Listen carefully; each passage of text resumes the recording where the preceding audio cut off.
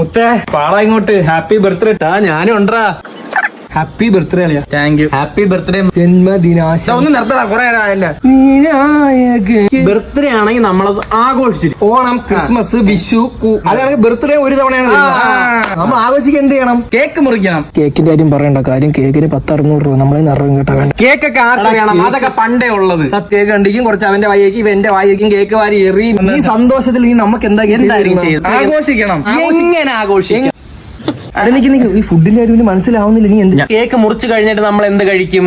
ഒരു ഗ്ലാസ് പാല് കുടിക്കും. ബൂസുകളായിട്ട് കലയ്ക്കാൻ ആടി. ഇപ്പം വീട്ടിൽ വരുന്നവർക്ക് എന്താണ് കൊടുക്കുന്നത്? പഴം കൊടുക്കും. എടുത്തിന്റെ അണ്ണാക്കി കേട്ട്. വേറെന്ത് തരും? അലുവ കൊടുക്കും നമ്മളെ വീട്ടിൽ. ബേക്കറി എടുക്കുന്ന ഒറ്റ കാര്യമുള്ളൂ, നമുക്ക് നല്ല വിശപ്പുണ്ട്, ഫുഡ് വാങ്ങി തരും. അയ്യോ, എന്റെ പൈസ ഇല്ല. ഇപ്പോഴാ ഞാൻ പറഞ്ഞാണ് മാറി ഇവിടെ വന്ന് നിക്കല്ലെന്ന്. എന്തിനാ എന്നെ ഇങ്ങോട്ട് വിളിച്ചോണ്ടത്? ഇനി ഞാൻ എന്ത് ചെയ്യും? പൊളിഞ്ഞു.